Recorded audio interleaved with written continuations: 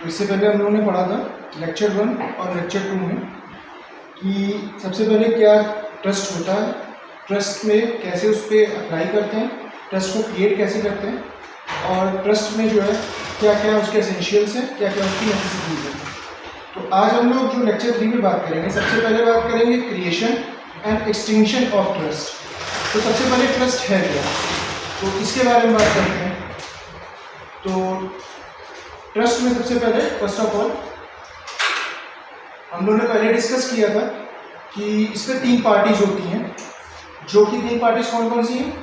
एक है सेटलर, फिर कौन है ट्रस्टी, फिर है बेनिफिशियरी। तो अपने आप को लेक्चर नोट्स में देख सकते हैं कि जो 3 पार्टीज के बारे में बात किया गया, सबसे पहले कौन है सेटलर है, फिर कौन है ऑथर, फिर है ट्रस्टी, ठीक है।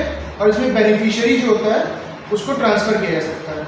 सबसे पहले जो सेटलर होता है वो अपनी प्रॉपर्टी को ट्रस्ट करता है, सबसे पहले अपनी प्रॉपर्टी जो इमूवेबल हो चाहे मूवेबल हो उसको ट्रांसफ़र करता है ट्रस्टी को। और जब ट्रस्टी को ट्रांसफ़र करता है तो किसके लिए ट्रांसफ़र करेगा, बेनिफिशियरी के लिए, ठीक है, बेनिफिशियरी के लिए वो ट्रांसफ़र करेगा। तो अब यहाँ पे बेसिक बात जो पहले हम लोगों ने डिस्कस किया था, जो बेसिक रूल्स डिस्कस किए थे कैसे ट्रस्ट क्रिएट होता है, सेक्शन 1 to 10 हम लोगों ने देखा था कि ट्रस्ट जो है 1882 का एक्ट है, ठीक है, टीपीए के साथ आया हुआ है। इसके अलावा उसमें क्या क्या पार्टीज थी, कौन कौन उसमें इंडल्ज होता है, कैसा ट्रस्ट होता है, टाइप्स ऑफ ट्रस्ट पढ़ा हमने लेक्चर 2 में। तो आज हम लोग जो बात करेंगे कि कैसे ट्रस्ट क्रिएट किया जाता है और कैसे ट्रस्ट को हम ख़त्म करते हैं, ठीक है। तो सबसे पहले बात कर रहे हैं हम लोग क्रिएशन ऑफ ट्रस्ट की। तो एक्चुअली इसका जूरिस्प्रूडेंशियल एस्पेक्ट भी देख लेंगे और इसका सेक्शन बेस्ड जो इसमें दिया हुआ लेजिस्लेशन में उसमें भी देख लेंगे।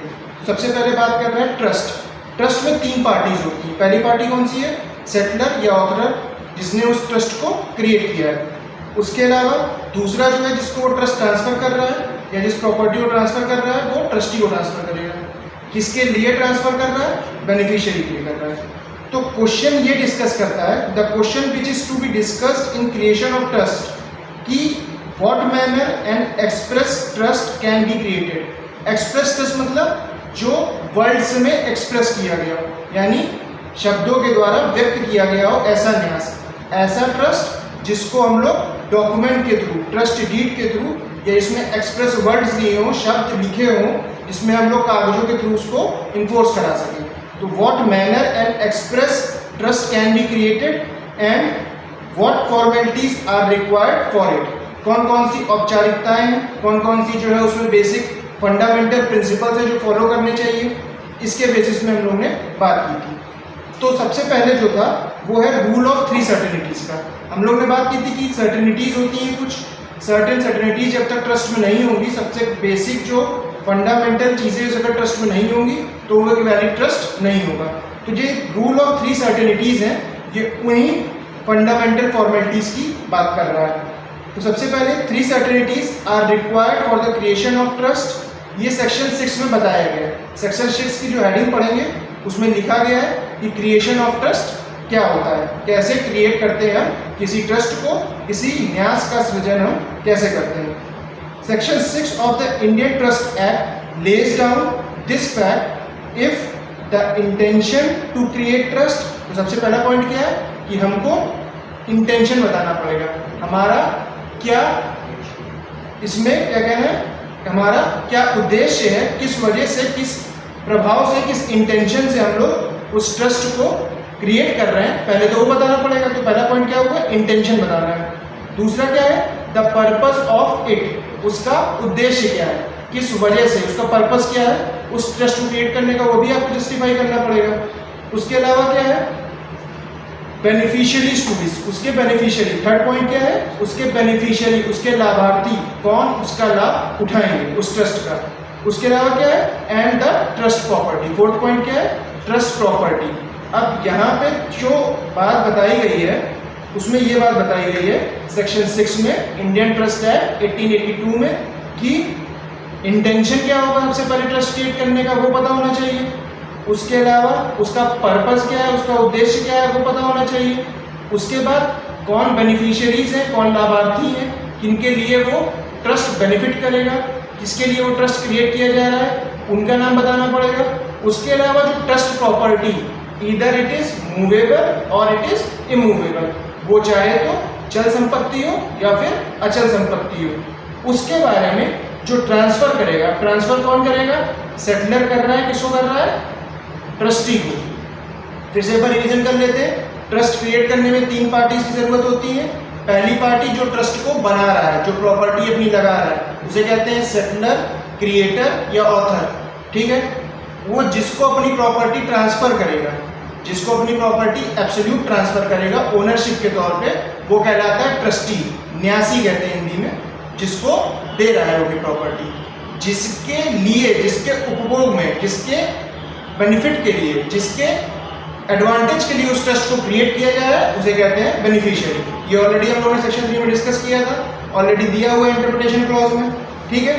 तो अगर इन सब रीजनल सर्टेनिटी को फॉलो करता है, अब और जो चीज रीजनल सर्टेनिटी है, जो भी रीजनेबल सर्टेनिटीज हैं, वो उसमें फर्दर उन्होंने डिस्कस किया था सेक्शन 4, सेक्शन 5 की लॉफुल पर्पस होना चाहिए। उसके अलावा जब क्रिएट कर रहे हैं तो अगर मूवेबल प्रॉपर्टी है तो वो कैसा होना चाहिए? डिक्लेरेशन के थ्रू होना चाहिए। अगर इमूवेबल प्रॉपर्टी है तो रिटर्न होना चाहिए, साइन होना चाहिए और रजिस्टर्ड होना चाहिए इंडियन रजिस्ट्रेशन एक्ट में, ठीक है।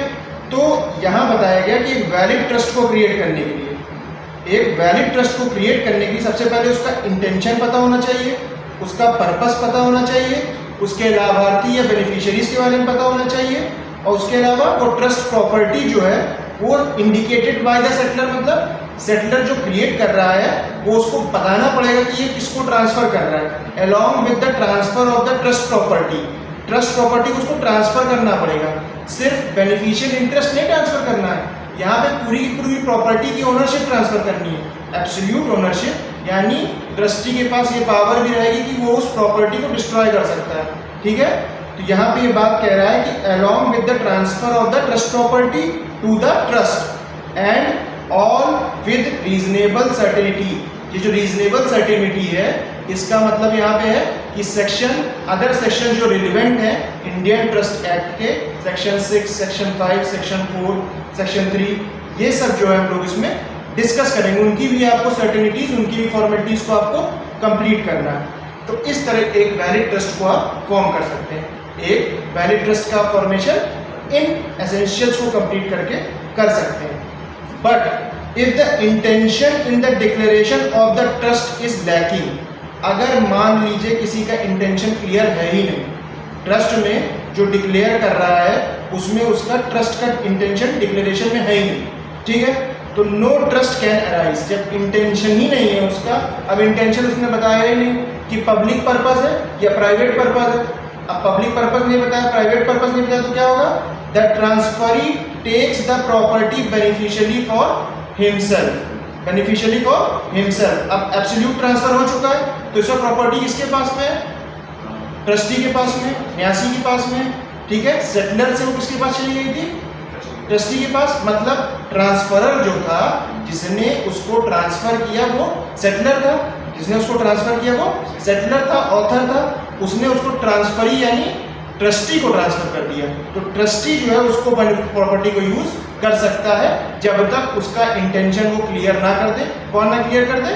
सेटलर, जो क्रिएट कर रहा है, क्रिएटर, ऑथर, वो क्रिएट नहीं कर देता जब तक बता नहीं देता कि उसका उद्देश्य क्या था, क्या उसका जो है दिमाग में उस समय चल रहा था कि उसने उस प्रॉपर्टी को जब दिया ट्रस्ट में, न्यास में दिया जब, तो उसके दिमाग में क्या इंटेंशन थे, जब तक वो क्लियर नहीं कर देता है तब तक वो प्रॉपर्टी को यूज कर सकता है। अब एक केस आया था 1840 का, नाइट वर्सेस नाइट का केस, ठीक है। अब नाइट वर्सेस नाइट के केस में क्या बताया गया था कि court laid down three things that are necessary for the creation of trust. तो ये केस आप नॉर्मली अपने नोट्स में जब भी आप ट्रस्ट डिफाइन करेंगे तो उसके फंडामेंटल या बेसिक प्रिंसिपल्स के बारे में बात करेंगे। तो ये प्रिंसिपल्स है। सबसे पहले क्या है? सर्टेनिटी ऑफ द इंटेंशन, अभी बात की है, इसको थोड़ा सा और देखेंगे। फिर क्या है? Certainty of the subject matter. फिर क्या है? Certainty of the object. पहला क्या है? Certainty of the intention. दूसरा सब्जेक्ट मैटर क्या है उसका, सेक्शन 8 में हमने देखा सब्जेक्ट मैटर क्या होता है ट्रस्ट का। Trust property he subject matter of the trust होती है। जो सब्जेक्ट मैटर होता है हमेशा याद रखना है कि ट्रस्टी नहीं होगा, बेनिफिशियरी नहीं होगा, सेटलर नहीं होगा, ना ही intention of the trust subject matter होगा। Always according to section 8 of Indian trust act 1882 the subject matter of the trust will be the property which is transferred. ठीक है, तो यहाँ पे पहला क्या है, intention of the trust, certainty होनी चाहिए, certainty of the subject matter, certainty of the object. तो पहला जो बता रहा है वो सर्टेनिटी ऑफ इंटेंशन की बात करते हैं, तो उसमें कह रहा है intention of the settler is sine qua non. Sine qua non legal maxim है, इसका मतलब होता है बेसिक्स में एसेंशियल कंडीशन होगा।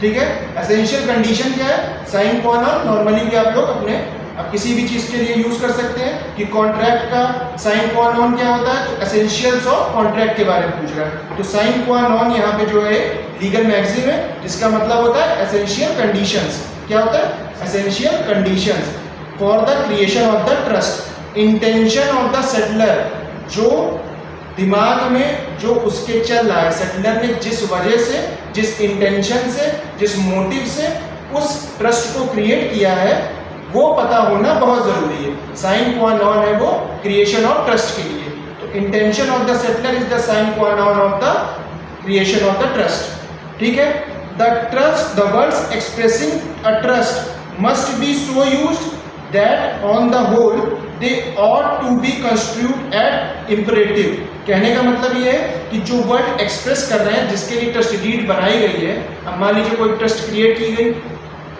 उस ट्रस्ट के बारे में हमको पता नहीं है, अब उस ट्रस्ट के लिए हमने पूछा कि भाई ये ट्रस्ट कहाँ से डील हो रही है, कैसे क्या है, उसके बारे में कुछ जानना चाहिए हमको। तो हम लोग पहुँचे, हम लोग ने उसकी ट्रस्ट डीड निकाली।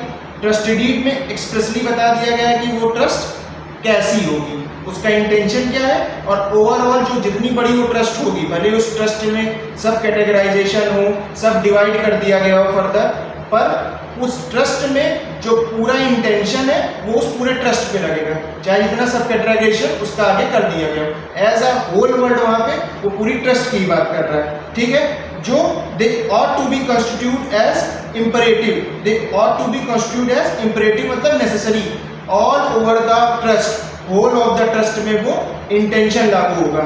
इंटेंशन यानी जब क्रिएट किया था सेटलर ने उस ट्रस्ट को, तो उस समय उसके ऊपर जो इंटेंशन लागू होगा वो all through out the trust में लागू होगा। इसका एग्जांपल ऐसे ले लेते हैं कि रतन टाटा ने ट्रस्ट क्रिएट की, टाटा मेमोरियल की, उन्होंने कैंसर पेशेंट्स के इलाज के लिए उस ट्रस्ट को बनाया था। अब सपोज दैट एक फर्दर एक और हॉस्पिटल टाटा ट्रस्ट ने एक्वायर किया, तो क्या कैंसर पेशेंट्स के लिए जो वो ट्रस्ट काम कर रही वो इंटेंशन चेंज हो जाएगा? वो इंटेंशन वहाँ पे चेंज नहीं होगा अगर उसके सब में भी एज अ होल, उस टाटा मेमोरियल ट्रस्ट के एज अ होल जितने भी हॉस्पिटल होंगे उस पर कैंसर पेशेंट को बेनिफिटेड करा जाएगा। कैंसर पेशेंट के लिए जो भी एक्वायरेंस हो रही है उस प्रॉपर्टी की बात करेंगे, तो पूरा इंटेंशन पूरी ट्रस्ट पे लागू हो रहा है। ठीक है, उसके बाद क्या कह रहा है, certainty of the subject matter. Subject matter की बात कर रहा है। सब्जेक्ट मैटर हमने किस में डील किया था? इंडियन ट्रस्ट एक्ट सेक्शन 8 में। सेक्शन 8 में बताया गया था subject matter of the trust will be the property transfer to the trustee. अब यहाँ पे कह रहा है the subject matter of the trust must be property transferable to the beneficiary for the trust. अब यहाँ पे जो ट्रस्ट को प्रॉपर्टी अब यहाँ पे बेनिफिशियरी के लिए ट्रांसफर की जा रही है। ठीक है, बेनिफिशियरी के लिए ट्रांसफर की जा रही है। ट्रांसफर ये ट्रस्टी को हो रही है, पर किसके बेनिफिट के लिए?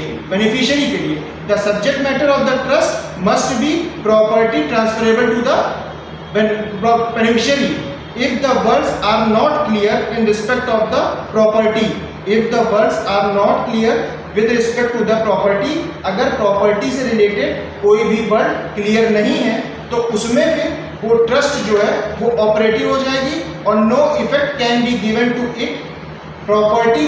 ठीक है, अब यहाँ पे सबसे बेसिक ये है कि मान लीजिए प्रॉपर्टी के बारे में बात कर रहा है, वो पर्टिकुलर प्रॉपर्टी जो है वो subject matter of the trust है। अब उस प्रॉपर्टी के बारे में ज़्यादा अच्छे से बात नहीं की है। सपोज दैट वो प्रॉपर्टी डिस्प्यूटेड लैंड है, इमूवेबल प्रॉपर्टी है, डिस्प्यूटेड लैंड है, ऑलरेडी उस पर केस चल रहा है। अब वो प्रॉपर्टी को फर्दर ट्रांसफरेबल नहीं कर सकता, और अगर उसने उसको ट्रांसफर कर दिया है, ट्रस्ट बना दिया है, तो वो जो प्रॉपर्टी डिस्प्यूट पे होगी उस पर जो एज इट इज सूट चल रहा है या लीगल लिटिगेशन चल रही है वो चलती रहेगी, पर ट्रस्ट भी साथ में ऑपरेटिव रहेगी। जिस प्रॉपर्टी के लिए उस ट्रस्ट को बनाया गया है, सपोज वो प्रॉपर्टी जो है वो एकदम परफेक्ट प्रॉपर्टी नहीं है, उस पर कोई मुकदमा चल रहा है, उस पर कोई केस चल रहा है, उस पर कोई लिटिगेशन चल रहा है, तो लिटिगेशन एज इट इज चल रहा है पर ट्रस्ट भी ऑपरेटिव रहेगा उसके साथ साथ। Trust of any kind, property of any kind, movable और immovable, that is legally transferable. Important point क्या है, लीगली ट्रांसफरेबल होनी चाहिए, ठीक है, legally transferable, can be the subject of trust. ये क्या होगा, सब्जेक्ट ऑफ ट्रस्ट होगा। तो यहाँ पे ऑलरेडी सेक्शन 8 में ये बात डिसाइड कर दिया है, ये बात पहले से ही बता दी गई है कि subject matter of the trust होगा वो क्या होगा, आपकी प्रॉपर्टी जो ट्रांसफर की जा रही है, ठीक है।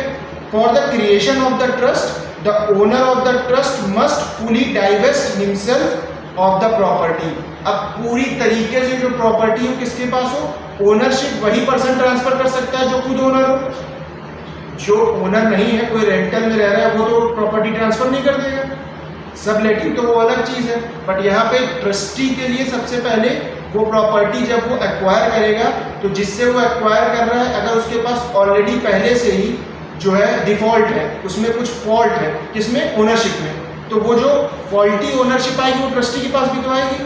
सपोज दैट उसने खूब सारा लोन ले रखा है, प्रॉपर्टी ऑलरेडी मॉर्गेज है या लीज पे है या ऑलरेडी किसी के पास गिरवी रखी हुई है।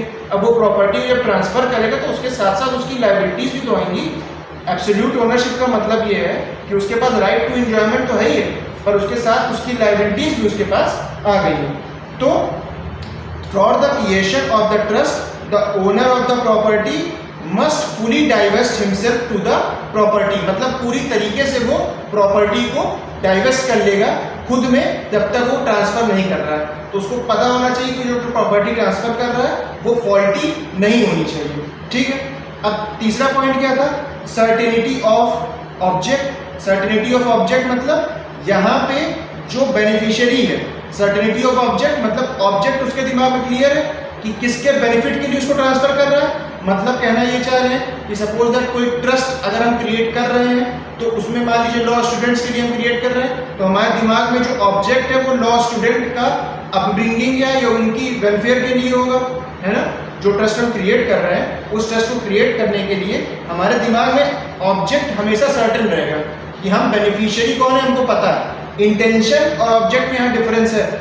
हमें ये पता है कि अल्टीमेट बेनिफिशियरी कौन है, ये ऑब्जेक्ट है, पर किस इंटेंशन से हम ट्रस्ट क्रिएट कर रहे हैं वो आपका यहाँ पे डिफाइन करेगा। तो हमने वेलफेयर की बात की, किसके वेलफेयर की बात की, वो इंटेंशन हो गया। वेलफेयर की बात की, वो इंटेंशन हो गया। जिसके वेलफेयर के लिए बात कर रहे हैं वो ऑब्जेक्ट हो गया। तो सर्टेनिटी ऑफ ऑब्जेक्ट और the beneficiary is also necessary for the validity of trust. Trust की वैलिडिटी के लिए वो इंपॉर्टेंट है, पर एक केस है जिसमें ये इंपॉर्टेंट एक्सेप्ट लगा हुआ वहां पे आगे। एक्सेप्ट मतलब except where the trust is for the benefit of charity. अब चैरिटेबल ट्रस्ट कैसी ट्रस्ट होती है, पब्लिक ट्रस्ट होती है। जो चैरिटेबल ट्रस्ट होती है वो पब्लिक पर्पस के लिए होती है, प्राइवेट चैरिटेबल ट्रस्ट जैसा कुछ नहीं होता है, ठीक है। तो if the object is not clearly defined in the trust can not be given effect to.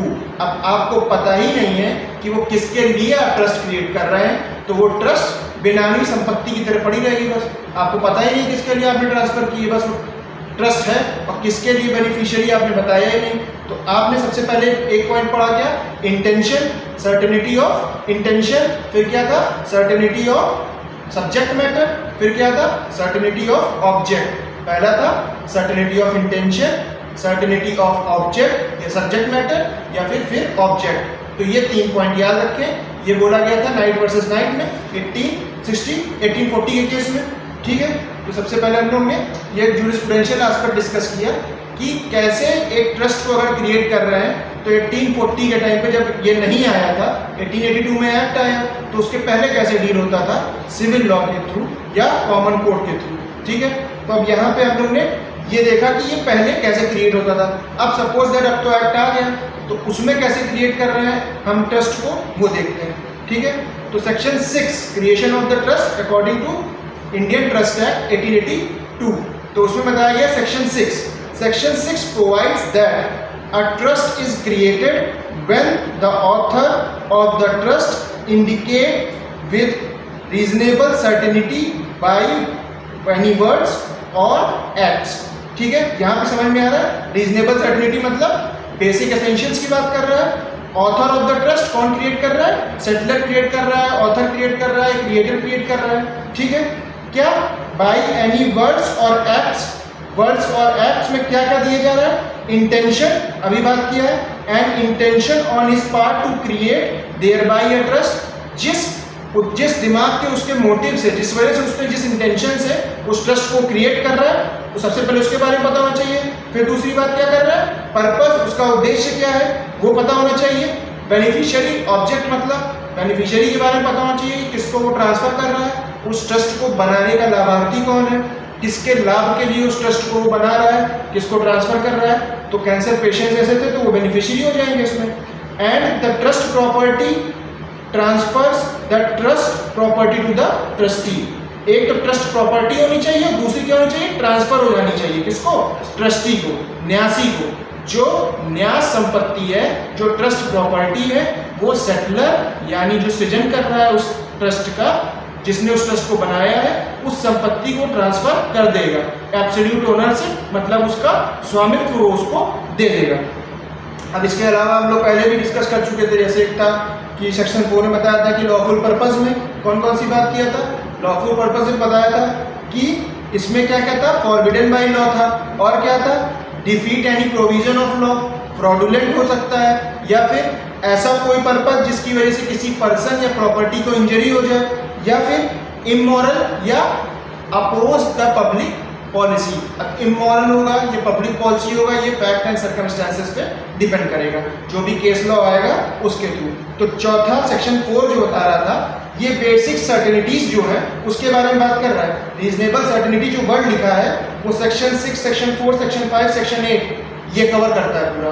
आपको एक वैलिड ट्रस्ट को क्रिएट करना है तो 4, 5, 6, 8 ये आपको पता होने चाहिए उस ट्रस्ट में, according to Indian trust act 1882 इसके अकॉर्डिंग। तो सबसे पहला जो है वो क्या है कि सेक्शन 6 में बता दिया है कि इंटेंशन, पर्पस, आपको बेनिफिशियरी पता होना चाहिए और ट्रस्ट और की जो प्रॉपर्टी है, और वो ट्रांसफर हो जाएगी इसको एब्सोल्युटली ट्रस्टी को। ठीक है, तो पहला इंटेंशन, पर्पस, बेनिफिशियरी और trust property and transfer the trust property to trustee. उसका पर्पस कैसा होगा? जो बी पॉइंट है, पर्पस कैसा होगा? लॉफुल होगा। लॉफुल का मतलब कैसे बताएंगे? तो लॉफुल का जब मतलब देखने जाएंगे तो उसी सेक्शन में 4 में पढ़ेंगे कि वो फॉरबिडन बाय लॉ नहीं होना चाहिए, defeat any provision of law नहीं होना चाहिए, फ्रॉडुलेंट नहीं होना चाहिए, इंजरी टू एनी पर्सन और प्रॉपर्टी नहीं होनी चाहिए, इमोरल नहीं होनी चाहिए, या अपोज टू पब्लिक पॉलिसी नहीं होना चाहिए।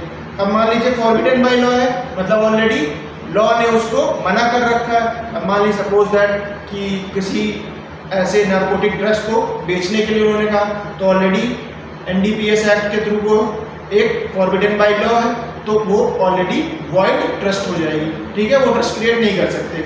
Defeat any provision of law, defeat any provision of law, अगर कोई प्रोविजन को डिफीट कर रहा है तो क्या करेंगे?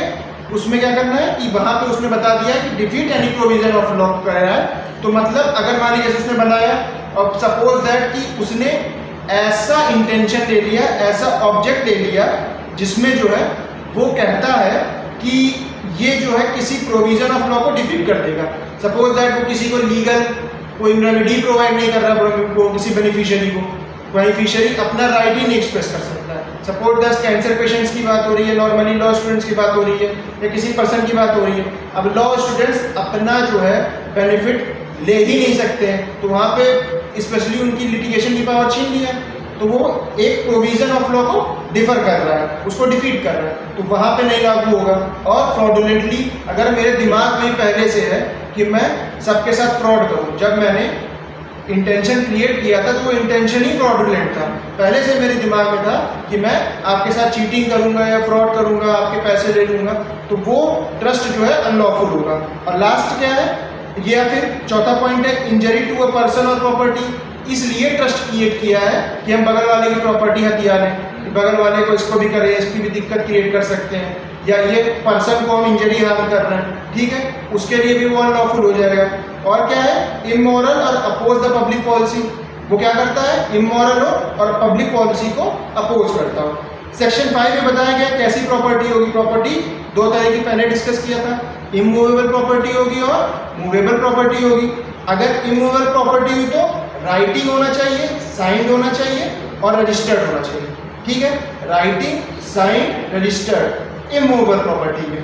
और मूवेबल प्रॉपर्टी में क्या है, बाय डिक्लेरेशन के थ्रू वो बताना चाहिए कि हम इस ट्रस्ट को ये अपनी मूवेबल प्रॉपर्टी ट्रांसफर कर दे रहे हैं। ठीक है, अब यहाँ पे ये सेक्शन 5 जो डिस्कस कर रहा है वो प्रॉपर्टी के बारे में बात कर रहा है। सेक्शन 8 क्या बात कर रहा था, अभी डिस्कस किया है, सब्जेक्ट ऑफ द ट्रस्ट। इसमें कह रहा है it provides that the subject matter of the trust must be property transferable to the beneficiary. It must not be merely beneficial interest, मतलब सिर्फ इंजॉयमेंट के लिए या रेंटल पेमेंट के लिए या सिर्फ सिंपल से एक काम के लिए ये नहीं होना चाहिए।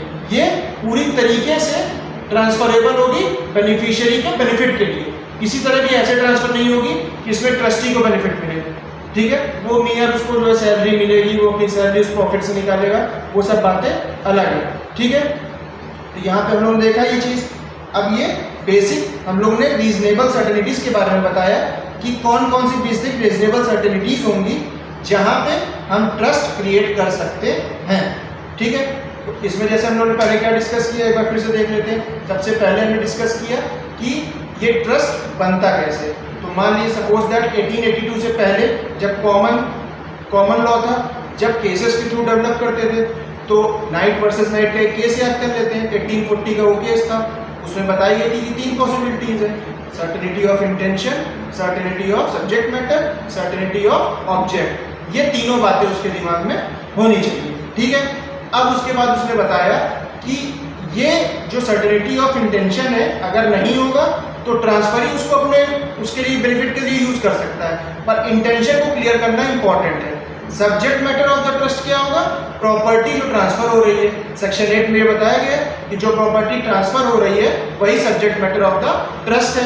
ऑब्जेक्ट कौन है, जो बेनिफिशियरी है। ये सेक्शन इसमें बताया गया, सॉरी इसमें केस लॉ में बताया गया था कि नाइट वर्सेस नाइट का 1840 का केस था।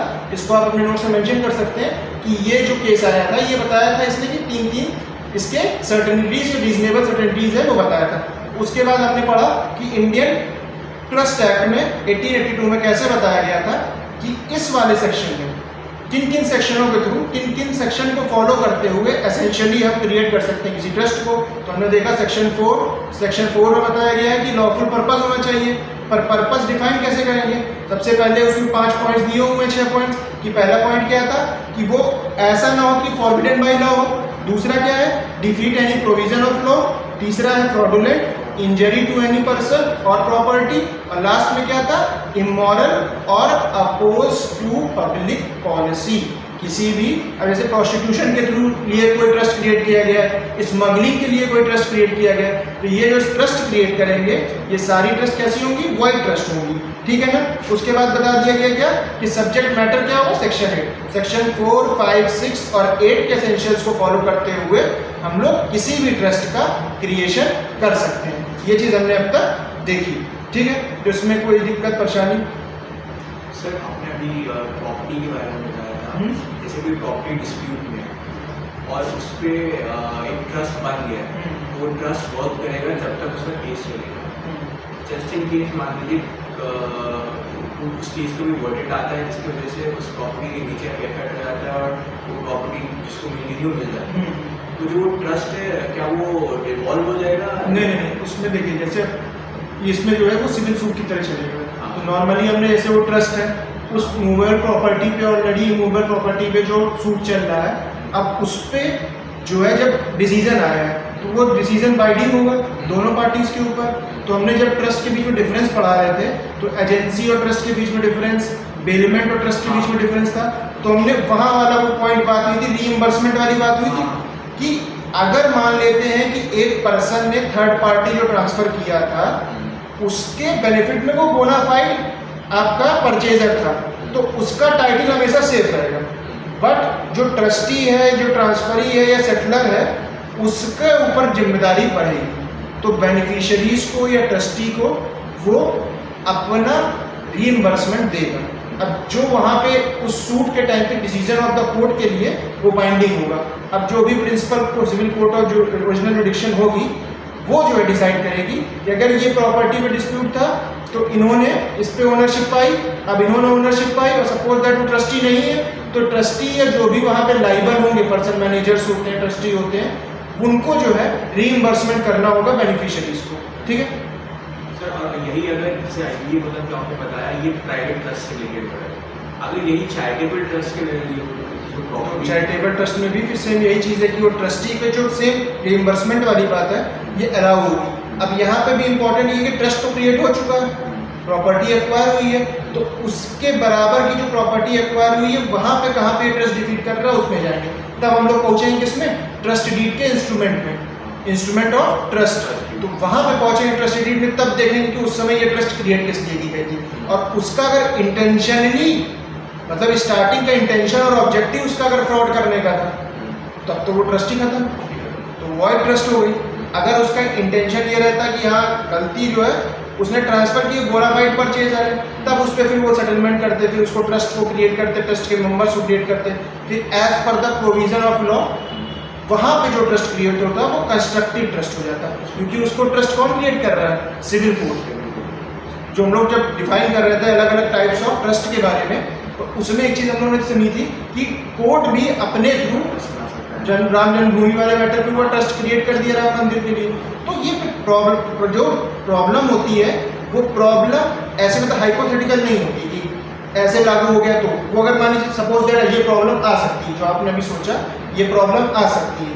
अब हमारे दिमाग में ये प्रॉब्लम आया कि सर ये प्रॉपर्टी थी जो पब्लिक ट्रस्ट की थी, और ऑलरेडी ये जो मैटर था वो एक पब्लिक पर्पस मैटर था, पब्लिक चैरिटेबल ट्रस्ट था, ठीक है।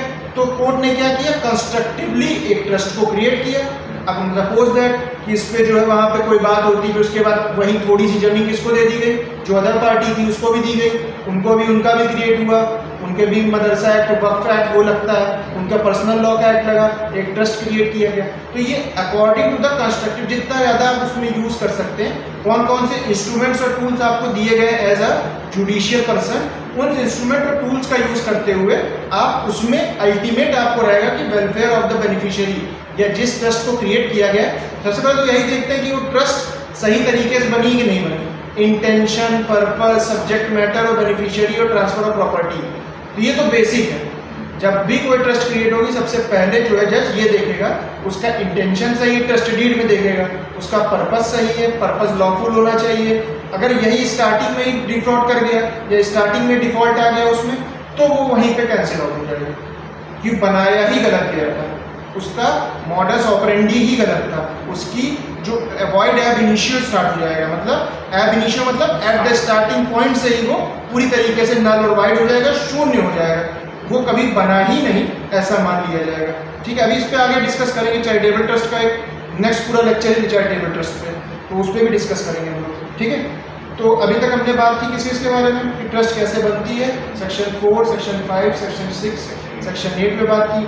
ठीक है, कि लॉफुल पर्पस होना चाहिए, किसको ट्रांसफर हो रही, प्रॉपर्टी इमूवेबल है तो किससे ट्रांसफर होगी, मूवेबल है तो कैसे ट्रांसफर होगी, फिर उसके अलावा अल्टीमेट उसका बेनिफिशियरी कौन कौन है वो आपको क्लियरली बताना पड़ेगा, ऑब्जेक्ट पता होना चाहिए।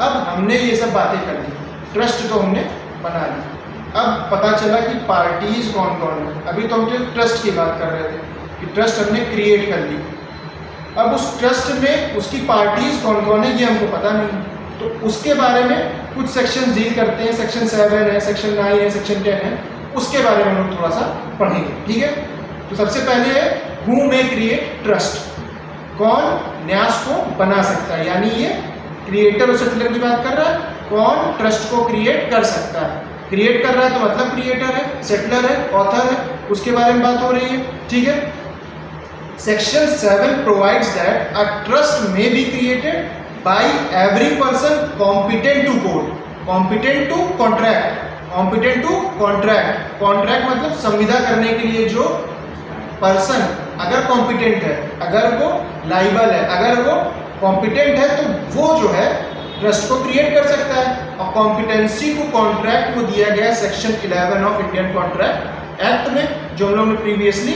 डिस्कस किया था। क्या क्या था उसमें, मेजॉरिटी होनी चाहिए, उसमें मेजर होना चाहिए वो इंडियन मेजॉरिटी एक्ट के थ्रू, उसके अलावा साउंड माइंड का होना चाहिए, दूसरा कि वो किसी भी लॉ के द्वारा डिक्लेयर ना किया गया कि वो इनकॉम्पिटेंट है क्या कॉन्ट्रैक्ट करने के लिए। ठीक है, तो मतलब कहना है ये मेजर होना चाहिए इंडियन मेजोरिटी एक्ट के अकॉर्डिंग, अनसाउंड माइंड का नहीं होना चाहिए। और लास्ट पॉइंट क्या है कि he can not be declared as incompetent person by any court of law, किसी भी कॉम्पिटेंट कोर्ट ऑफ लॉ, ठीक है ना, किसी कॉम्पिटेंट कोर्ट ऑफ लॉ के द्वारा वो इनकॉम्पिटेंट नहीं होना चाहिए, ठीक है। अब यहाँ पे सबसे पहले दूसरी बात, ये तो पहले ही बात कर दिया कि एक पर्सन जो कॉम्पिटेंट टू कॉन्ट्रैक्ट है वो क्रिएट कर सकता है। इसके अलावा जो बी पॉइंट है वो कंस्ट्रक्टिव, जो हम लोगों ने पढ़ा था कंस्ट्रक्टिव ट्रस्ट, उसके बारे में बात कर रहा है।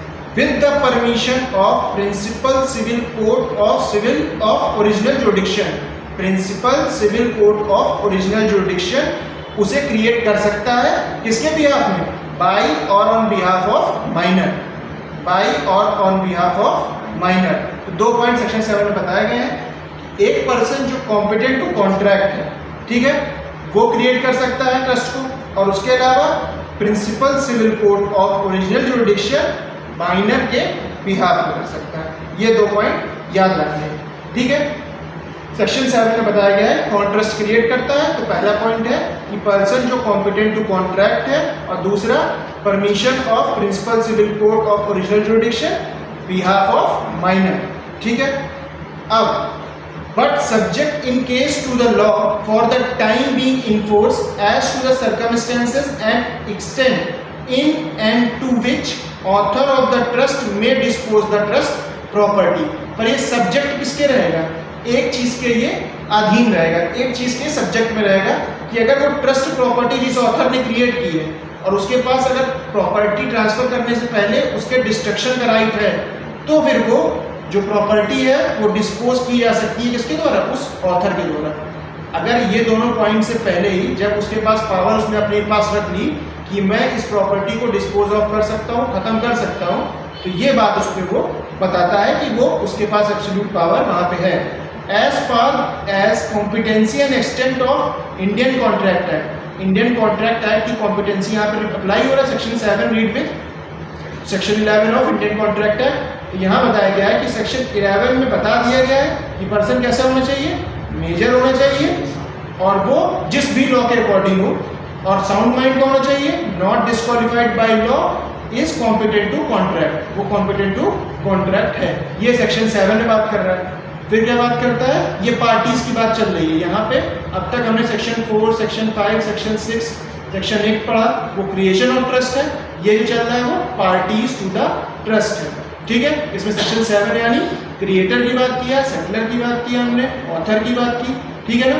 पहला क्या बताया कि पर्सन जो कॉम्पिटेंट टू कॉन्ट्रैक्ट है वो कर सकता है। कॉम्पिटेंट टू कॉन्ट्रैक्ट वो पर्सन है जो section 11 of Indian contract Act की बेसिक एसेंशियल्स को फुलफिल कर रहा है। मतलब वो मेजर होना चाहिए, साउंड माइंड का होना चाहिए, और not declared incompetent bye any court, ठीक है। कोर्ट ऑफ लॉ के द्वारा इनकॉम्पिटेंट को डिक्लेयर नहीं होना चाहिए। उसके अलावा नेक्स्ट जो है सेक्शन 9 बात करता है बेनिफिशियरी की। जो सेकंड पर्सन है जिसको वो ट्रांसफर हो रहा है, जिसके लिए वो ट्रांसफर हो रहा है, वो beneficiary. It provides that every person capable of holding property. तो बेनिफिशियरी कौन होगा, सबसे सिंपल सी डिफिनीशन है, जो भी प्रॉपर्टी होल्ड कर सकता है वो सब बेनिफिशियरी, ठीक है। चाहे वो पब्लिक पर्पज हो, प्राइवेट पर्पज हो, कुछ भी हो, ठीक है। अब वो किसी भी तरीके से वो क्रिएट की जा रही हो, उसमें आपका एक बात बहुत बेसिक क्लियर है कि जो प्रॉपर्टी क्रिएट की जा रही है वो बेनिफिशियरी के लिए क्रिएट की जा रही है। तो जो भी पर्सन उस प्रॉपर्टी को होल्ड कर सकता है, every person capable to hold the property is beneficiary, या वो बेनिफिशियरी कहा जा सकता है, मे बी या बेनिफिशियरी, ठीक है। अब प्रपोज्ड बेनिफिशियरी में रिनाउंस हिज इंटरेस्ट, वो अपने इंटरेस्ट को रिनाउंस कर सकता है, मना कर सकता है, कह सकता है कि मैं अपने इस इंटरेस्ट को नहीं लेना चाहता हूँ, मुझे ये इंटरेस्ट नहीं चाहिए। तो वो क्या कहेगा, under the trust bye disclaimer. Disclaimer भी हम लोग आगे पढ़ेंगे कि वो अस्वीकार करेगा, वो पहले डिक्लेयर कर देगा कि मैं अपने इस इंटरेस्ट को नहीं लेना चाहता हूँ। किसको एड्रेस करते हुए बताया था कि एक नोटिस वो देगा किसको, ट्रस्टी को। ट्रस्टी को एक्सप्रेसली वो नोटिस देगा कि मैं अपने इस इंटरेस्ट को, इस जो बेनिफिशियल इंटरेस्ट मुझे ट्रांसफर किया जा रहा है, मैं इसको नहीं लेना चाहता, मुझे ज़रूरत नहीं है इसकी। तो वो बेनिफिशियरी मना कर सकता है उसको by notice to trustee in claim of inconsistent therewith. उसी समय से जैसे ही वो नोटिस दिया, नोटिस एडमिट हुई, उसी समय से वो इनकंसिस्टेंट हो जाएगा, वो मान लेगा ये बात कि अब से वो उस ट्रस्ट का बेनिफिशियरी नहीं। तो यहाँ पे बात ये बेसिक चीज है कि कंसेंट के बेसिस पे है, आप बेनिफिशियरी बनना चाहते हैं तो चाहते हैं मतलब आपको वो कंसेंट दे रहा है कि आपके पास पावर है कि आप डिनाई भी कर सकते हैं डिस्क्लेमर के थ्रू, और या फिर आप उसको एक्सेप्ट भी कर सकते हैं, ठीक है।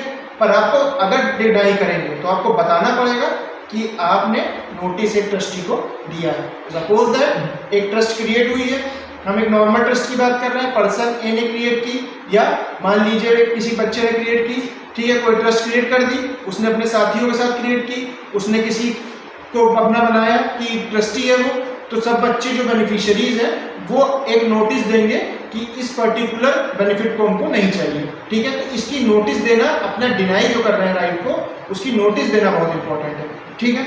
अब एक इंपॉर्टेंट पॉइंट ये आता है कि क्या माइनर ट्रस्टी हो सकता है, क्वेश्चन इंपॉर्टेंट है। इस पे जो डिस्कशन है कि अब तो कह रहे हैं कि बेनिफिशियरी तो हो सकता है, ऑब्वियसली बेनिफिशियरी तो हो ही सकता है, तो ऐसा कोई प्रॉब्लमेटिक नहीं है। कोई पर्सन जो होल्ड कर सकता है प्रॉपर्टी को, तो ट्रांसफर ऑफ प्रॉपर्टी एक्ट में जो भी पर्सन प्रॉपर्टी होल्ड कर सकता है वो बेनिफिशियरी होगा, तो बच्चा भी होल्ड कर सकता है, ऐसा कोई मनाही नहीं है ना। बट क्या कोई माइनर ट्रस्टी हो सकता है जिसको ट्रांसफर की जा रही है, जब वो इनकॉम्पिटेंट टू ट्रांसफर है, मेजर ही नहीं है, तो फिर वो कैसे डील होगा, उसके बारे में डिस्कशन कुछ ऐसे है कि ए minor can be trustee, trustee हो सकता है। अगर आपके क्वेश्चन पेपर में आए कि माइनर ट्रस्टी हो सकता है कि नहीं हो सकता है, हो सकता है, बट क्या लगा है उसके साथ, एक कंडीशन लगी है, where the question of using discretion arises, where the question of using discretion arises he considered not to become trustee, मतलब वो ट्रस्टी बन सकता है पर वो अपना डिस्क्रिशन यूज नहीं कर सकता है। तो कहने की ये बात थोड़ी सी एम्बिगुअस है, पर जब लागू होती है तो वो ट्रस्टी तो रहेगा, उसको ट्रस्टी के बेनिफिट तो मिल रहे हैं, पर वो अपने ट्रस्टी की पावर्स का यूज नहीं कर सकता। तो यहाँ बड़ी समझदारी से एक चीज बता दी गई है कि एक माइनर ट्रस्टी हो सकता है, पर जब भी वो अपने डिस्क्रिशन को यूज करेगा तो वो कॉम्पिटेंट टू ट्रस्टी नहीं होगा। इसके बारे में कहाँ बताया गया है, section 60 of the Indian trust act 1882 में, the beneficiary has a right subject to the provision of instrument of trust. या ये वर्ड इंपॉर्टेंट है, सेक्शन 60 में बता दिया गया है कि अगर ऑलरेडी इंस्ट्रूमेंट ऑफ ट्रस्ट के सेक्शन में मेंशन कर दिया गया है, उसमें प्रोविजन जो सब क्लॉज बनाए गए हैं उस ट्रस्ट डीड में, उसमें बता दिया गया है कि ये पर्टिकुलर चीज इससे डील होगी, तो इसमें सेक्शन नहीं लगेगा। इसीलिए ऑलरेडी यहाँ पे सबसे पहले क्या लगेगा, provision of instrument of trust, ना कि सेक्शन 60। अगर subject to the provision of instrument of trust नहीं होता तब सेक्शन 60 अप्लाई होता। तो इसमें बता दिया गया है the beneficiary has a right that trust property shall be properly transferred to the, किसको ट्रांसफर होगी, प्रोटेक्टेड होगी, ट्रांसफर्ड होगी किसके द्वारा, ट्रस्टी के द्वारा। अब यहाँ पे जब हम देख रहे हैं कि वो प्रॉपर पर्सन होना चाहिए, तो प्रॉपर पर्सन क्या क्या होते हैं, ये सेक्शन 60 में बताया गया है। 5 उसमें बताए गए हैं कि कौन कौन प्रॉपर पर्सन होंगे। तो सबसे पहले जो सेक्शन 60 हम पढ़ रहे हैं, सेक्शन 60 जब पढ़ेंगे तो 3 पार्ट्स में डिवाइड है, ठीक है।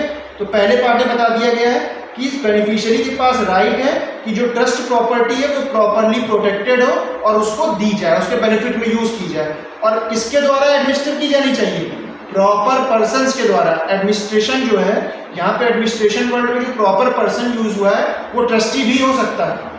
अब by proper number of persons कह रहा है, administered by proper persons and by proper number of such persons. तो सिर्फ पर्संस की बात नहीं कर रहा है, कई सारे ट्रस्टी भी अगर होंगे तो उनके बारे में भी वो बात कर रहा है, ठीक है ना। तो इसके बारे में जो बताया गया वो एक्सप्लेनेशन 1 ऑफ सेक्शन 60 में बताया गया कि ये प्रॉपर पर्सन होते क्या है।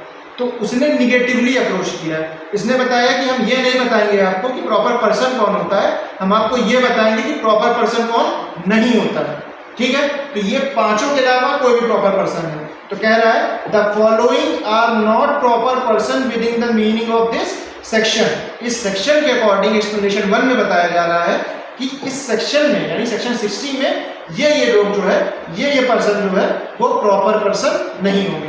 पहला कौन है, जो पर्सन डोमिसाइल है अब्रॉड में, मतलब डोमिसाइल मतलब ऑलरेडी वो रह रहा है कहीं और, डोमिसाइल और सिटीजनशिप में डिफरेंस है। डोमिसाइल यहाँ पे है तो डोमिसाइल मतलब रहने के लिए, सिटीजनशिप की बात नहीं कर रहा है। डोमिसाइल अब्रॉड, अब्रॉड मतलब वो फॉरेन में रह रहा है। या फिर एन एलियन एनिमी, वो हमारा दुश्मन है, एक एलियन एनिमी है। तीसरा पॉइंट क्या है, a person having a interest inconsistent with the beneficiary, वो बेनिफिशियरी के लिए उसका जो पर्पस है या उसका इंटरेस्ट जो है वो इनकंसिस्टेंट है। अब सपोज कोई प्रॉपर पर्सन जिसको वो ट्रस्ट की प्रॉपर्टी थमा रहा है, ठीक है, चोरों के लिए जो है ट्रस्ट क्रिएट किया गया सपोज दैट, तो अनलॉफुल हो जाएगा, ठीक है। पर अगर किसी पुलिस पर्पस के लिए होगा, पुलिस के प्रशासन के लिए, कोई पुलिस वालों के लिए ट्रस्ट क्रिएट किया गया और उसको एडमिनिस्टर करने के लिए एक चोर को रख लिया गया, तो अपोजिटली है कि उसका जो इंटरेस्ट ही है वो भी कॉन्फ्लिक्ट कर जाएगा, इनकंसिस्टेंट होगा, ठीक है। तो कहा यह जा रहा है कि किसी भी पर्सन का इंटरेस्ट इनकंसिस्टेंट हो बेनिफिशियरी के लिए। फोर्थ पॉइंट क्या कह रहा है, वो इंसॉल्वेंट हो, सर्कमस्टेंसेस के थ्रू वो कैसा हो गया हो, इंसॉल्वेंट हो गया हो, ठीक, कंगाल हो गया हो। Unless the personal law of the beneficiary allow, यानी जब तक उसके पर्सनल लॉ, बेनिफिशियरी के पर्सनल लॉ अलाउ नहीं करते तब तक एक वुमेन और माइनर, ठीक है। तो एक प्रॉपर पर्सन में वुमेन और माइनर जब तक पर्सनल लॉ में अलाउ नहीं कर रहा है तब तक वो नहीं रहेंगे। तो वर्ड यहाँ लिखा है अ वुमेन एंड अ माइनर, तो यहाँ इसीलिए अनलेस पहले लिख दिया है, ये था a women and a minor unless the personal law of the beneficiary allows otherwise. एक औरत और एक माइनर जो है वो रह सकता है जब कि तब करेगा जब पर्सनल लॉ अलाउ करेगा, अगर अलाउ नहीं कर रहा है तो वो भी नॉट अ प्रॉपर पर्सन होगा, ठीक है। और एक्सप्लेनेशन 2 भी उसमें एक एमसीक्यू टाइप क्वेश्चन है, इससे सेक्शन 60 के एक्सप्लेनेशन में एक चीज दी हुई है कि एटलीस्ट 2 ट्रस्टी होने चाहिए नंबर में, अगर वो ट्रस्ट क्रिएट की गई है किसके लिए, मनी के लिए, कस्टडी ऑफ मनी के लिए, रेसिप्ट के लिए, ठीक है। तो रेसिप्ट की बात कर रहा है तो 2 ट्रस्टी का होना बहुत ज़रूरी है, या मनी की बात कर रहा है तो 2 ट्रस्टी का होना बहुत ज़रूरी है। तो ये बात की हमने किसके बारे में, आपके ट्रस्ट के पार्टीज के बारे में। तो हमने बात कर ली तीनों के बारे में। अब एक बार ऐसे रिवीजन कर लेते हैं सेक्शन से।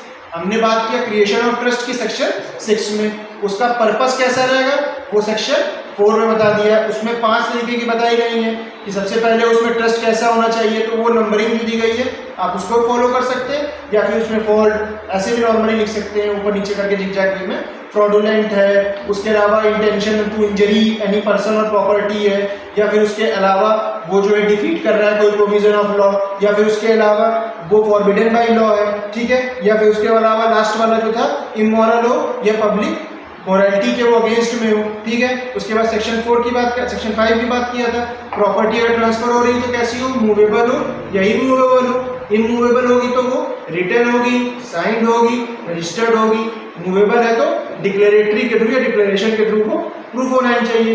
सेक्शन 8 में बात कर लिया subject matter of the trust के बारे में कि subject matter of the trust क्या होगा, जो प्रॉपर्टी ट्रांसफर हो रही है बेनिफिट ऑफ द ट्रस्टी के लिए या जो बेनिफिशियरी ट्रांसफर हो रही है वो जो है एट लास्ट क्या कहला जाएगी, बेनिफिशियरी के लिए ट्रस्ट प्रॉपर्टी या subject matter of the trust. उसके अलावा फिर हम लोग ने देखा कि इसमें 3 पार्टीज होती हैं। सेक्शन 7 में बात की क्रिएटर ऑफ द ट्रस्ट की कि कौन क्रिएट कर रहा है, तो उसमें पहला पॉइंट हमने देखा जो पर्सन कॉम्पिटेंट टू कॉन्ट्रैक्ट है।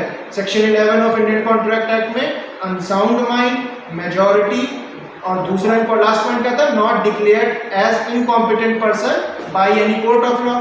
और उसके अलावा principal civil court of original jurisdiction जो है वो माइनर के बिहाफ में क्रिएट कर सकता है, ठीक है। उसके बाद सेक्शन 9 में बात किया है बेनिफिशियरी के बारे में, every person who is capable of holding the property is a beneficiary, ठीक है। तो वो बेनिफिशियरी अपने इंटरेस्ट को लेने से मना भी कर सकता है, वो एक नोटिस दे देगा ट्रस्टी को, कहेगा कि हमको अपने बेनिफिट्स नहीं चाहिए। उसके बाद बात किया है ट्रस्टी की, तो ट्रस्टी जो भी पर्सन है capable of holding the property may be a trustee where the trust involves the exercise of jurisdiction he cannot execute or involve unless he is competent to contract। तो यहाँ trustee की जो बात कर रहा है सेक्शन 10 में वो ये बता रहा है कि ऐसा पर्सन जो capable of holding the property है वो तो ट्रस्टी होगा ही होगा, पर अगर वो अपने डिस्क्रिशन मतलब कंसेंट, अपने डिस्क्रिशन को अलाउ कर रहा है तो वो तब तक उसको एग्जीक्यूट नहीं करा सकता जब तक वो कॉम्पिटेंट टू कॉन्ट्रैक्ट नहीं होगा। अब कॉम्पिटेंट टू कॉन्ट्रैक्ट में यहाँ जो एग्जीक्यूशन की डिफिनीशन है ना, यूज ऑफ डिस्क्रिशन, तो वहीं पे माइनर वाली बात उठी है, ठीक है।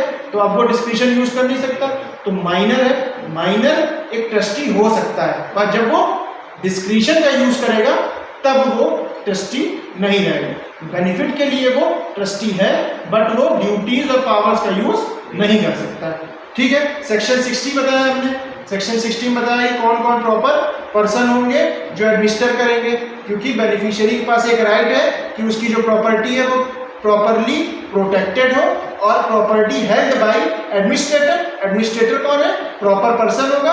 प्रॉपर पर्सन एक्सप्लेनेशन में बता दिया गया है कि कौन कौन से लोग प्रॉपर पर्सन नहीं होंगे, जो अब्रॉड में रह रहे हैं, ठीक है। और कौन था?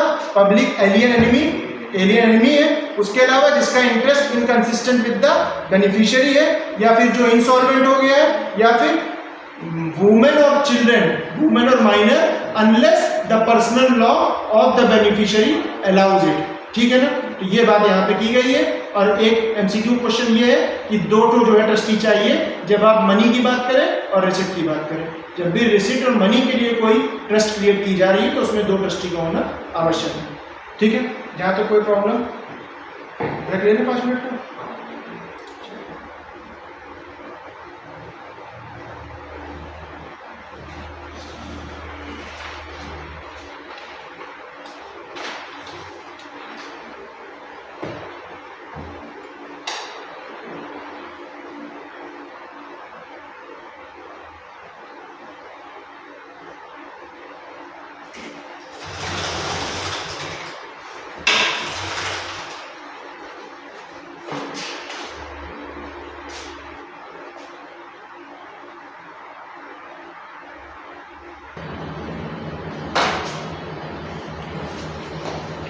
अभी हम लोग डिस्कस किया कि कैसे ट्रस्ट को क्रिएट किया जाता है, कौन कौन पार्टीज होती हैं। नेक्स्ट इंपॉर्टेंट पॉइंट जो है वो है एक्सेप्टेंस ऑफ ट्रस्ट, ठीक है। ट्रस्ट को एक्सेप्ट कौन करेगा? सेक्शन 10 में D2 है ये, ठीक है।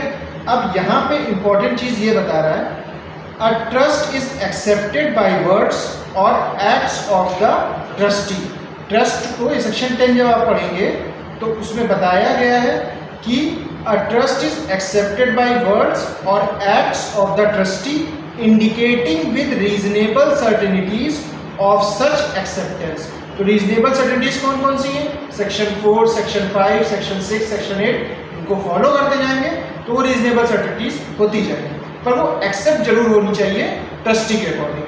अब आप किसी को कुछ जिम्मेदारी दे रहे हैं और वो लेना ही नहीं चाहता है तो फिर भी आप उसको जबरदस्ती तो दे नहीं सकते, तो वो मना कर सकता है, डिक्लाइन कर सकता है, वो मना कर सकता है। No one is bound to accept the trust. ये वर्डिंग्स हैं, जब आप पढ़ेंगे उसको सेक्शन 10 को, कि no one is bound to accept the trust, ठीक है।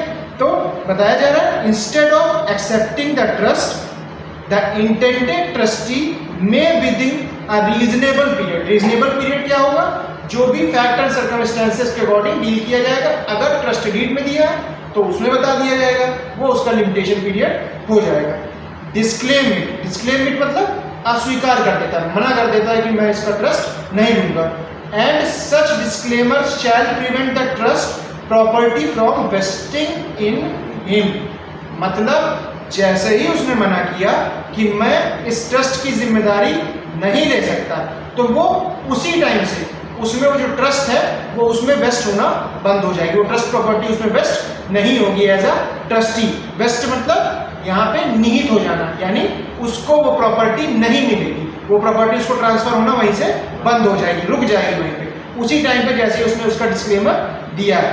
अ डिस्क्लेमर बाय, अब यहाँ पे मान ली सपोज दैट कि दो ट्रस्टी है। अभी हमने बात किया एक्सप्लेनेशन 2 ऑफ सेक्शन 60 की, तो उसमें हमने माना कि दो ट्रस्टी थे, ठीक है।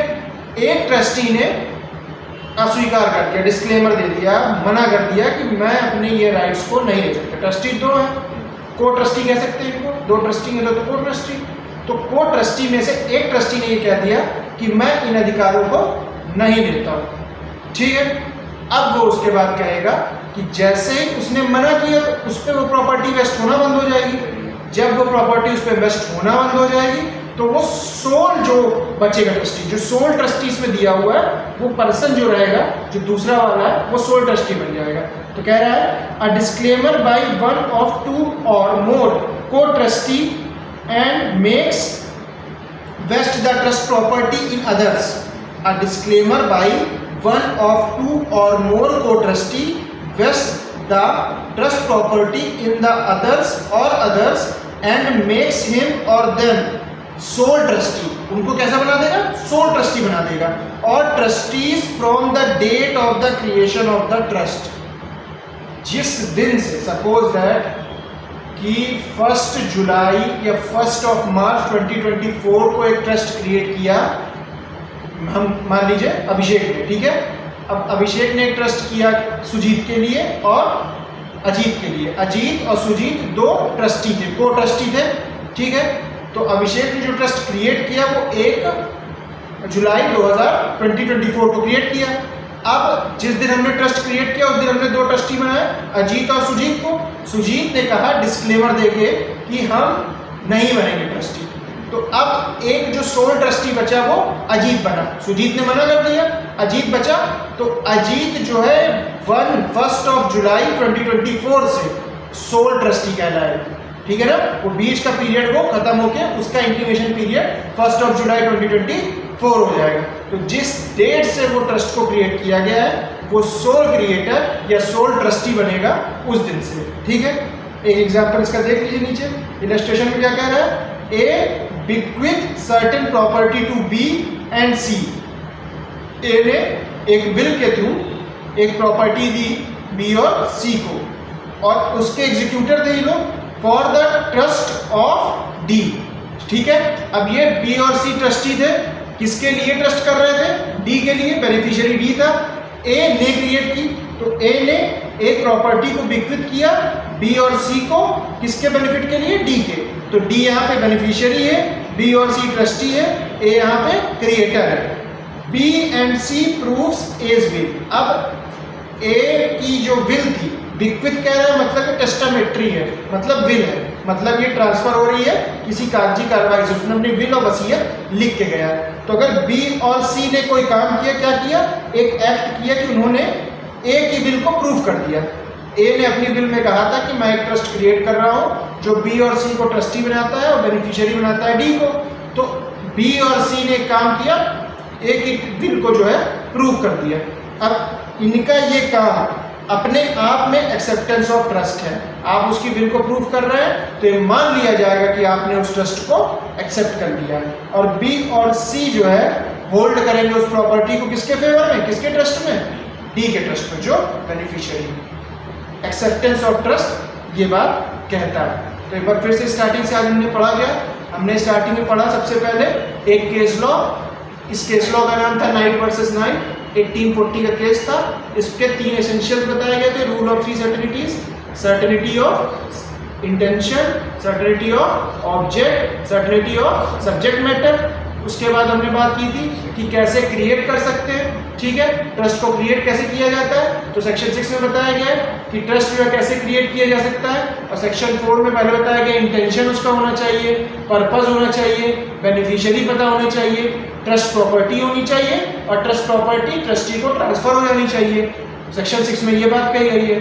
पर उसका पर्पस कैसा होना चाहिए वो सेक्शन 4 में बताया गया कि लॉफुल पर्पस होना चाहिए, मतलब कि कोई प्रोविजन ऑफ लॉ डिफीट ना करे, वो जो है किसी फॉरबिडन बाय लॉ नहीं होना चाहिए, फ्रॉडुलेंट नहीं होना चाहिए, किसी पर्सन को इंजरी ना करे, प्रॉपर्टी को इंजरी ना करे, इमोरल नहीं होना चाहिए, या फिर वो पब्लिक पॉलिसी को अपोज नहीं करना चाहिए। उसके बाद सेक्शन 5 की बात कर रहा है। सेक्शन 5 में प्रॉपर्टी बताई गई है, 2 तरह की प्रॉपर्टी है, एक इमूवेबल प्रॉपर्टी, एक मूवेबल प्रॉपर्टी।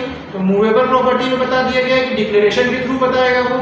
इमूवेबल प्रॉपर्टी बताया गया रिटन होनी चाहिए, साइन होनी चाहिए, रजिस्टर्ड होनी चाहिए।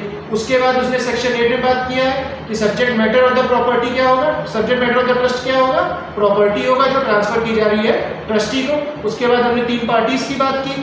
पहली पार्टी जो थी वो सेक्शन 7 है, यानी सेटलर, क्रिएटर, जो ऑथर है, जो उसको क्रिएट कर रहा है। तो वो कौन होगा? पहला पर्सन, वो पर्सन जो कॉम्पिटेंट टू कॉन्ट्रैक्ट है, सेक्शन 11 ऑफ इंडियन कॉन्ट्रैक्ट है, जिसमें वो मेजर होना चाहिए, साउंड माइंड का होना चाहिए, not declared incompetent bye the court, ठीक है ना। उसके अलावा जो दूसरा पॉइंट है कि अगर माइनर के बिहाफ में बात कर रहा है तो प्रॉपर जो सिविल कोर्ट है, principal civil court of original jurisdiction जो है वो उसको क्रिएट करेगा, ठीक है। उसके बाद हमने बात की थी बेनिफिशियरी की। बेनिफिशियरी वही पर्सन होगा, every person who can hold the property या liable to hold the property. जो वो बेनिफिटेड है वो बेनिफिशियरी हो जाएगा। बेनिफिशियरी के पास पावर है कि वो अपने बेनिफिट को रिवोक कर सकता है, मना कर सकता है, कह सकता है कि मैं उसको डिस्क्लेमर के थ्रू नहीं दूंगा, एक नोटिस बस उसको ट्रस्टी को दे देनी है। उसके अलावा ट्रस्टी कौन होता है? ट्रस्टी भी वो पर्सन होता है जो पर्सन उस प्रॉपर्टी को होल्ड कर सकता है। अगर वो प्रॉपर्टी को होल्ड कर सकता है तो कॉम्पिटेंट टू कॉन्ट्रैक्ट भी होगा, मतलब बेनिफिशियरी और सेटलर दोनों की पावर है। सेक्शन 11 कॉम्पिटेंट टू कॉन्ट्रैक्ट भी होना चाहिए ट्रस्टी को और वो प्रॉपर्टी को होल्ड भी किया होना चाहिए। क्या कोई माइनर ट्रस्टी हो सकता है? हाँ हो सकता है, पर वो अपने डिस्क्रिप्शन का यूज नहीं कर सकता। यहाँ पे एग्जिस्ट होता है सेक्शन 60। सेक्शन 60 में बताया गया है कि एक बेनिफिशियरी के पास पावर है या राइट है कि वो अपने जो प्रॉपर्टी जो उसके लिए ट्रस्ट की गई है उसके बेनिफिट के लिए उसकी प्रोटेक्शन कर सकता है और वो कायदे से प्रॉपर एडमिनिस्ट्रेट की जानी चाहिए प्रॉपर पर्सन के लिए। प्रॉपर पर्सन को डिफिनीशन दी गई है एक्सप्लेनेशन 1 ऑफ सेक्शन 60 में। उसमें बता दिया गया है कौन कौन से पर्सन प्रॉपर पर्सन होंगे। तो पहला पर्सन कौन होगा कि जो पर्सन अब्रॉड में रह रहा है।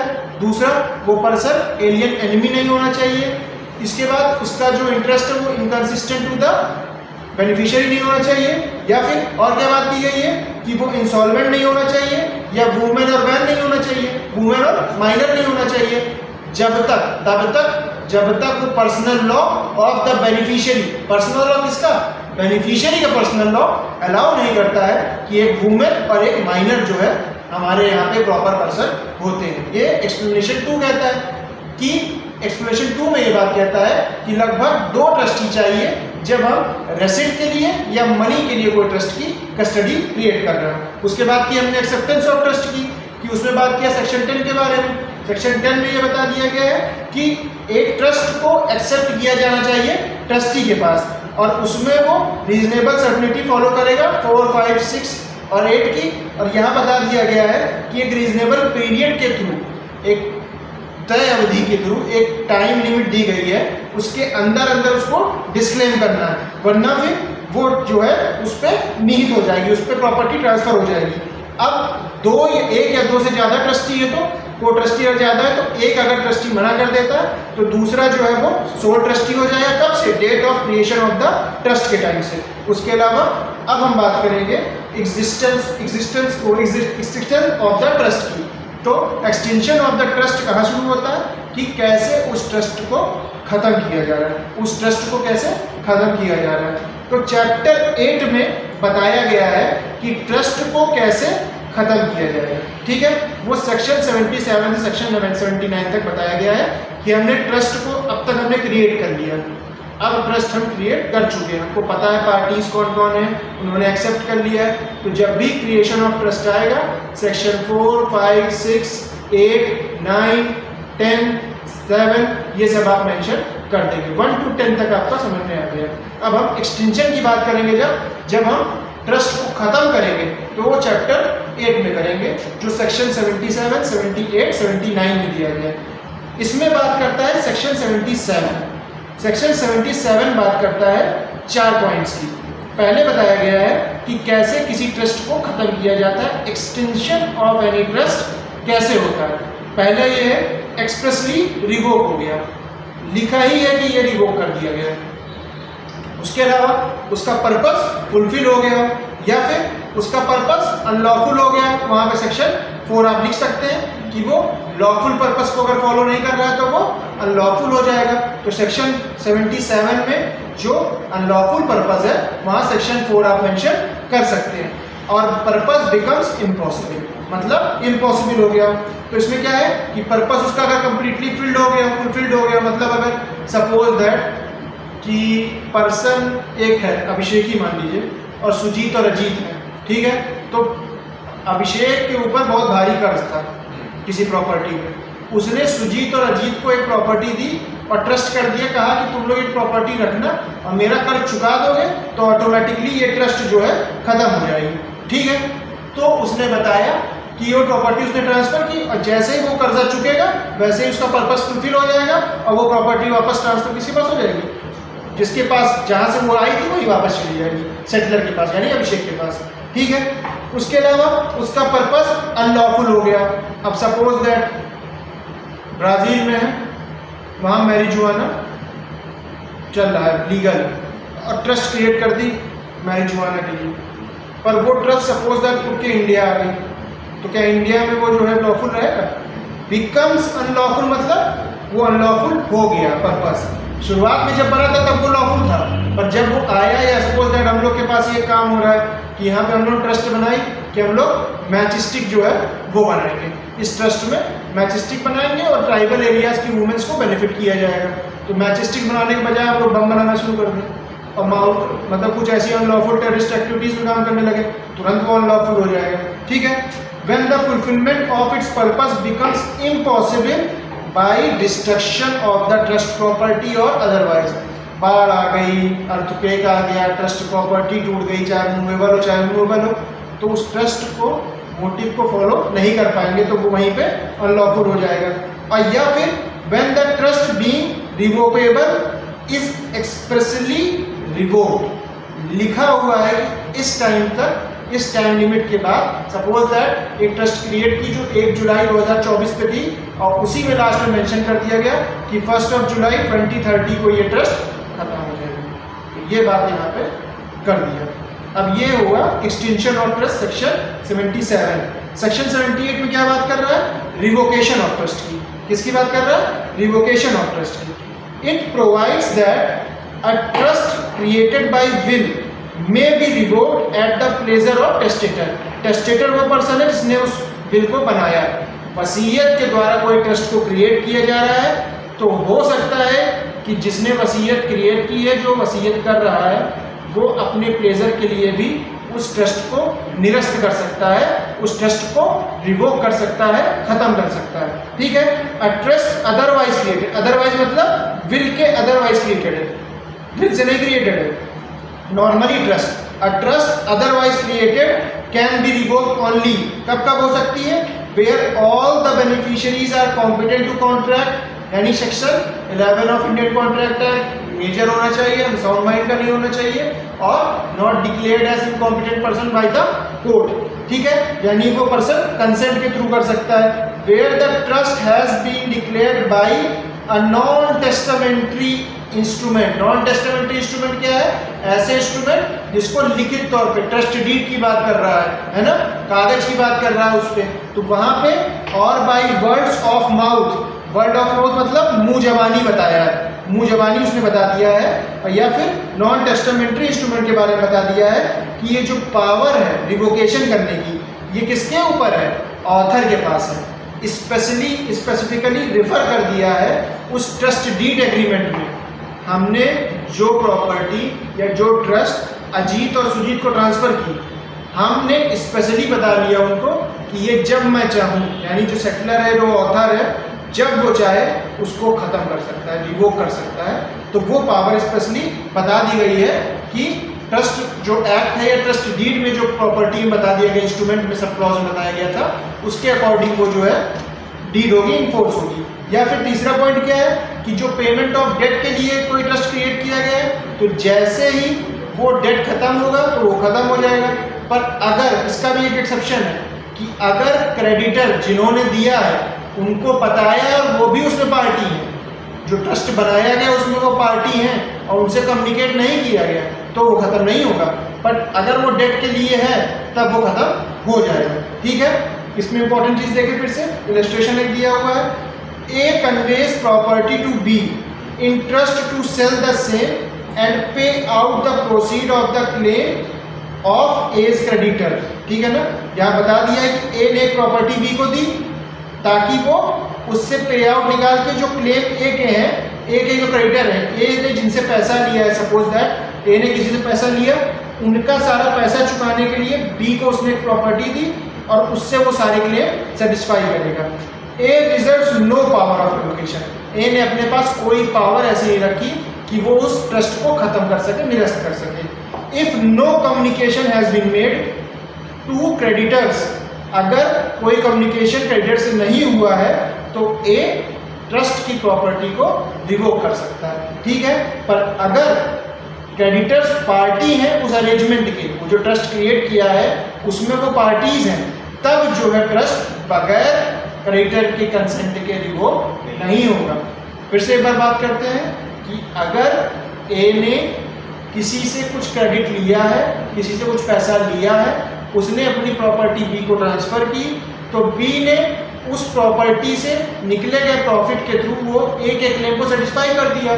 अब ए तब तक उनको ख़त्म नहीं कर सकता, रिवोक नहीं कर सकता अपनी प्रॉपर्टी को, जब तक वो कम्युनिकेट नहीं करता क्रेडिटर से। तब जब वो क्रेडिटर पार्टी है उस अरेंजमेंट के, अगर उस पार्टी नहीं है उस अरेंजमेंट के तो वो उसको कभी भी ख़त्म कर सकता है। पर अगर क्रेडिटर उस अरेंजमेंट की पार्टीज हैं तो उनसे उसको कम्युनिकेट करना ज़रूरी है, ठीक है। अब एक सेक्शन 79 भी है, तो इसमें लिखा नहीं है, वो एक MCQ के लिए क्वेश्चन है कि अगर जो ट्रस्टी है, तो सपोज दैट ट्रस्टी ने कोई काम कर लिया है, ठीक है, revocation not to defeat what trustee has duly done. तो मतलब सपोज दैट सेटलर है, बहुत सिंपल सा है कि ये नेचुरल जस्टिस का मान के चलिए कि अगर सेक्शन 79 आप पढ़ेंगे तो आपने मान लीजिए, आप दिमाग में बात उठ सकती है कि ऑथर ने ट्रस्टी कोई काम कर रहा था, वो पूरे जस्टिस के थ्रू पूरा एकदम सही तरीके से सारे काम कर रहा था, ऑथर के दिमाग में कुछ फ्रॉड आ गया और उसने ट्रस्टी को उसी टाइम पे कहा कि हम ट्रस्ट को रिवोक कर देंगे। सेक्शन 79 में ये कह रहा है कि ट्रस्टी के दिमाग सब, ट्रस्टी एकदम सही काम कर रहा था, वो जस्टिस का वायलेशन फॉलो कर रहा था, कोई वायलेशन नहीं कर रहा था, पता नहीं ऑथर सेटलर क्या हुआ, उसने कहा कि वो रिवोक कर देगा, तो वहाँ पे वो रिवोकेशन लागू नहीं होगा। कहना ये चाह रहा है, no trust can be revoked by the author of the trust, no trust can be revoked by the author of the trust so as to defeat or prejudice, so as to defeat or prejudice what trustees may have duly done in the execution of the trust। अब trustee ने जो भी न्याय संगत तरीके से justiciable वे में सही किया है, ट्रस्टी के जो सेटलर है वो किसी भी तरीके से उसको रिवोक नहीं कर सकता। सेक्शन 79 वहाँ पे लागू हो जाएगा।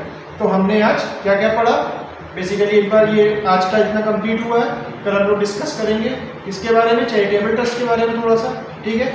तो आज हम लोग ने सिंपल सी कुछ बातें पढ़ी जो इम्पोर्टेंट नॉर्मली आप रिवाइज कर बताना चाहेंगे, ऐसे बताइए। Creation of trust, section 6, section 5, section 4, section 8, section 7 in reference to trust, creator, author, then trustee, section 9 trustee, section 9 for trustee and beneficiary both.